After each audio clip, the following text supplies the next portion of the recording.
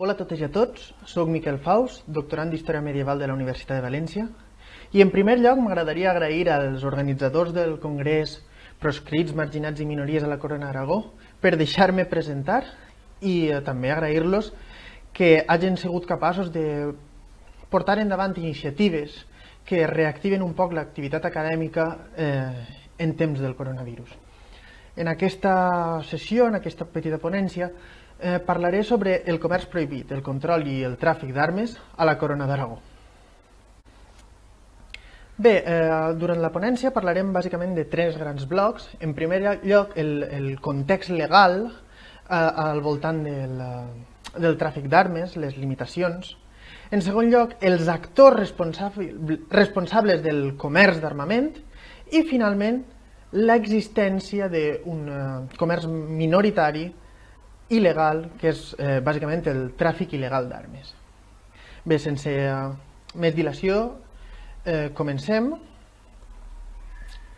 Primer que res, caldria dir que el marc general per al control d'armes a l'Europa feudal i a la Corona d'Aragó ve donat inicialment per les butlles i ordenacions papals, tals com la d'Alexandre II o Bonifaci VIII, que en general limitaven o prohibien més bé el comerç d'armes amb els estats musulmans. A la Corona d'Aragó, aquesta legislació es va manifestar d'una forma concreta a través d'una política de control d'exportació de determinats productes considerats estratègics, tals com les armes, però també els cereals, el metall, la fusta i altres. Són els que anomenem les coses vedades i apareixen totes juntes en els registres de comerç prohibit o de coses vedades. Aquests són llibres on es registren totes les eixides d'aquests productes fora dels regnes de la Corona d'Aragó. En trobem a diversos arxius, l'arxiu del Regne de Mallorca, el del Regne de València, el de la Corona d'Aragó, i generalment són grans llibres on apareix durant una anualitat o dues totes aquestes exportacions. Trobem dues modalitats de llibres. Poden ser registres d'albarans, és a dir, on es copien els documents, els albarans que acompanyen les mercaderies durant els seus viatges, o bé com a registre de taxa de duana, perquè totes aquestes eixides també anaven acompanyades del pagament d'una petita taxa. El sistema de control es basava en un doble control sobre la mercaderia. En primer lloc, es controlava la seva eixida, es controlava la quantitat, el preu, i en segon lloc es controlava l'arribada. Per a que la transacció fos legal, s'havia d'acreditar l'eixida del producte i l'arribada a la destinació. Així s'intentava controlar que no acabés en mans d'enemics de la corona. És a partir d'aquestes fonts, dels registres de coses vedades que conservem, com estudiem l'exportació d'armes i també d'altres productes. En el gràfic que teniu en pantalla podeu observar les exportacions d'armes de Barcelona i València, d'acord amb aquests registres, en 1402. D'entrada veureu com hi ha una disparitat en l'exportació de productes i una certa especialització entre ambdós nuclis, que insistisc, eren nuclis productors importants. Barcelona s'especialitzava en la producció de coltells, de cervelleres, que és una tipologia de casc, de broquers, que és una tipologia d'escut, mentre que València s'especialitzava en la producció d'espases, ballestes o cuirasses. També hi ha una certa complementarietat en els mercats de destinació d'aquests productes. Barcelona s'especialitza en comerciar amb ports mediterranis, com Mallorca, Sardenya, Sicília, Nàpols, mentre que València ho fa cap a l'interior, cap al Regne d'Aragó o cap a Castella. Així tenim un exemple d'un exportador d'armes, un tal Gonzalo Pérez, espaser de València, a qui trobem treballant entre 1378 i 1399.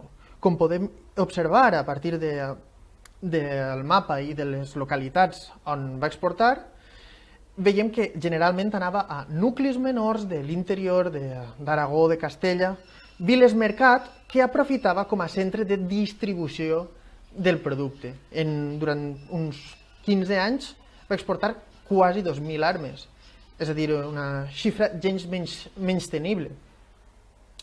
Bé, el que no sabem és si aquestes exportacions les feia ell mateix, es desplaçava i les venia, ho feia a través de representants, o si per altra banda tenia distribuïdors locals que s'encarregaven de vendre el producte in situ. Aquest comerç es basava en una dinàmica generalitzada, almenys a la península ibèrica, de consum d'armament per part de la població. Una cosa molt diferent tenim en un altre circuit comercial d'armes, que és el d'armar a contingents estrangers en conflicte. Barcelona i València, com eren centres productors importants, van acabar armant molts bandos en diferents guerres.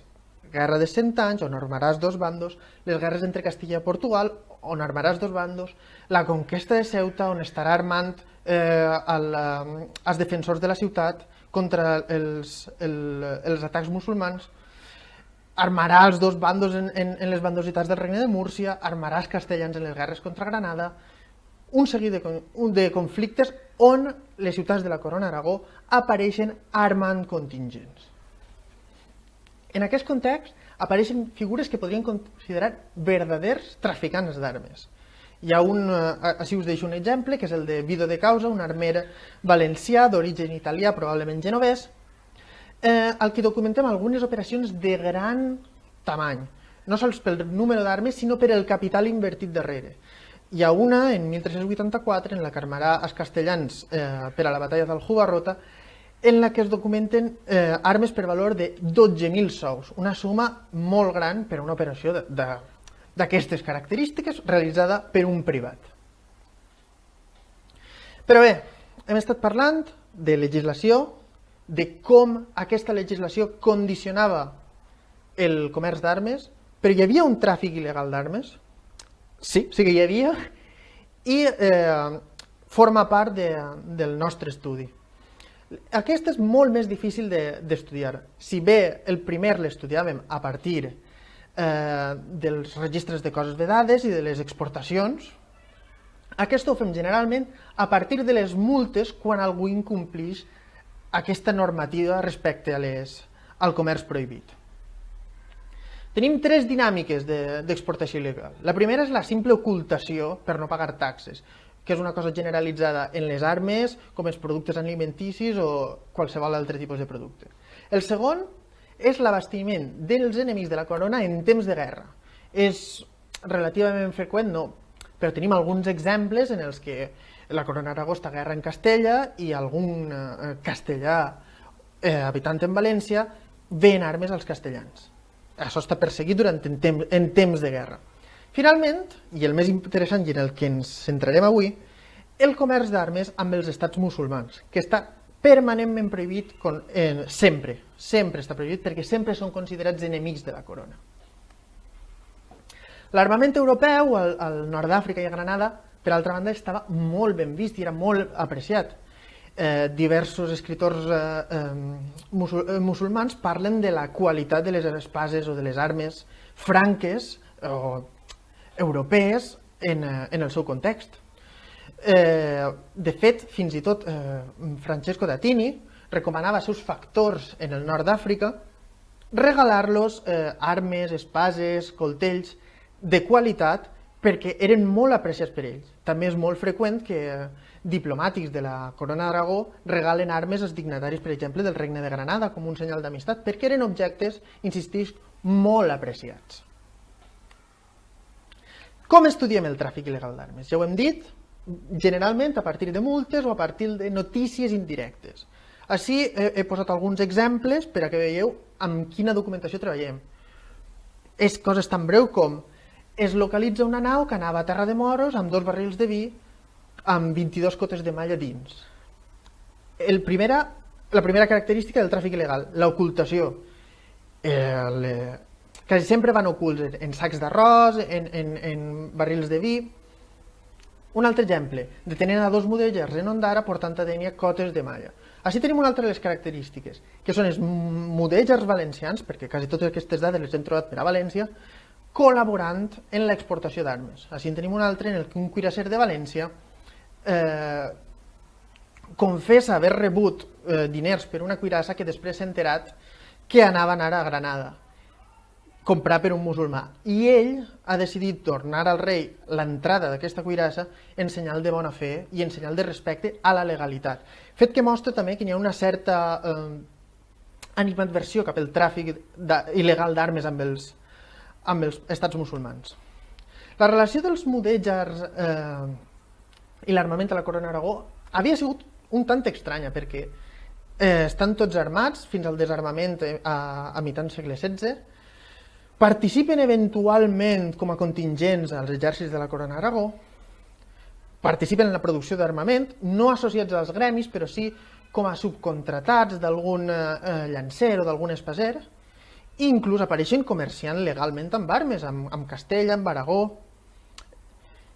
Tot i això, sí que freqüentment se'ls acusa de col·laborar venent armes als estats musulmans del nord d'Àfrica. Bé, abans d'acabar, m'agradaria fer uns petits apunts sobre el que sabem d'aquest tràfic il·legal d'armes. En primer lloc, almenys al Regne de València. En primer lloc, hi ha una col·laboració dels mudèjars valencians. No sabem en quin grau i no sabem quin objectiu té. Hi ha una possible col·laboració també de mercaders italians, perquè totes aquestes prohibicions que passen a la Corona d'Aragó també les documentem a Itàlia i a ports italians on també es documenta que s'està traficant amb armes. Per això no seria d'estranyar que hi haguera una certa col·laboració entre mudèjars valencians i italians per a vendre armes. Són operacions que no podem quantificar, però alguna, com les armes que es confisquen després es venen, sí que la podem almenys veure de quin calibre és, i són relativament grans, 600-800 sous d'armes. És a dir, n'hi ha un capital invertit, n'hi ha una voluntat darrere de que aquestes armes arriben, i no són operacions menudes. Finalment, aquestes acusacions de tràfic d'armes generen conflicte, perquè els mudèjars freqüentment seran acusats de col·laboracionistes amb els estats musulmans de la Mediterrània. Bé, el tema és molt interessant, però encara conté moltes incògnites que sols es podran resoldre amb el descobriment de noves fonts, ja poden ser documentals o inclús arqueològiques. Adjunte unes imatges d'unes espases que es van trobar del segle XIX al port de Formentera, que perteneixien a una operació de contraband. Abans de ser detinguts per les autoritats, els mariners que traficaven amb aquestes espases les van tirar per la borda. I encara en aquest sector, en el sector del tràfic legal, encara tenim moltes incògnites. Qui ha de darrere aquestes xarxes? Hi ha un mercader en recerca de benefici? On hi ha una solidaritat de les minories socials, ja siguin mudèjars amb els estats musulmans o els castellans amb Castella quan hi ha guerra? Hi ha una solidaritat, hi ha un intent de col·laboració amb els de fora, amb l'enemic del regne. Després, quin rol jugaven els productors? Si sabem que són comerciants d'armes, mai un productor directament va col·laborar amb aquest tràfic, estava enterat, estava aliè a aquestes qüestions. I finalment, quines conseqüències socials va portar a aquest tràfic? Sabem que al 16 ja n'hi haurà una col·laboració entre els pirates berberiscos i la població morisca, aleshores ja, del Regne de València. Quines conseqüències socials va portar aquestes acusacions de tràfic d'armes cap als musulmans? Totes aquestes qüestions són els que ens motiven a seguir avançant i a seguir descobrint un tema molt interessant i que realment té forts ecos amb l'actualitat present. Bé, fins així la meva presentació. Moltíssimes gràcies i salut.